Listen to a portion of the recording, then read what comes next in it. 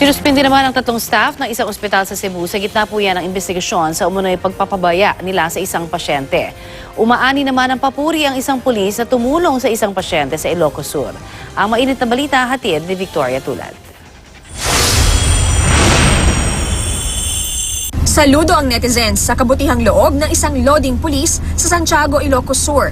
Sa Facebook post na yan, narinig daw ni Ana Lodevico ang usapan ng isang lalaki at nurse tungkol sa 880 pesos na hospital bill.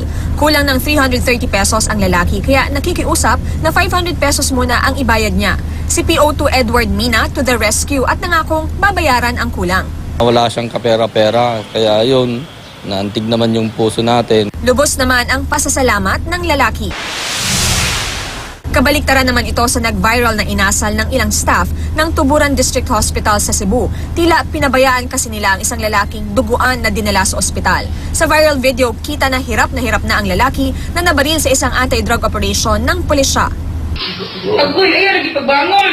Dinig naman sa video ang boses ng isang babae na tila natatawa. Malaba ko ni uli. Nakaangat ang mga kamay ng pasyente at patuloy ang pagdaing sa sakit pero nakatingin lang ang mga staff ng ospital. Lagi, maulian, pa doon. Maririnig din ang boses ng babae na nagsasabing hindi na makakaabot ang pasyente. Di naman ikaabot. Di na nikaabutan na na. Sige, rag-breathing. Way undang ang breathing. Sinusubukan pa ng lalaking duguan na bumangon pero pinipigilan siya ng staff. Ayaw pagbangon, sir. Ayaw pagbangon. Mahog ka diha. Ang pasyente namatay kalaunan.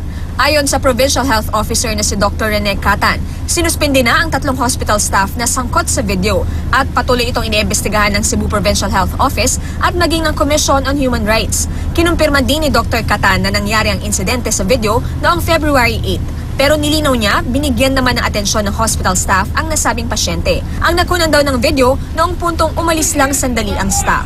Even without the viral nga nigawas, Even without the viral video na lumabas, the investigation is already going on. So, unfortunate lang talaga na lumabas yun. Kasi kung titignan natin yung mga comment na wala daw silang ginagawa, actually no. May ibinigay silang initial treatment. Victoria Tulad, GMA News.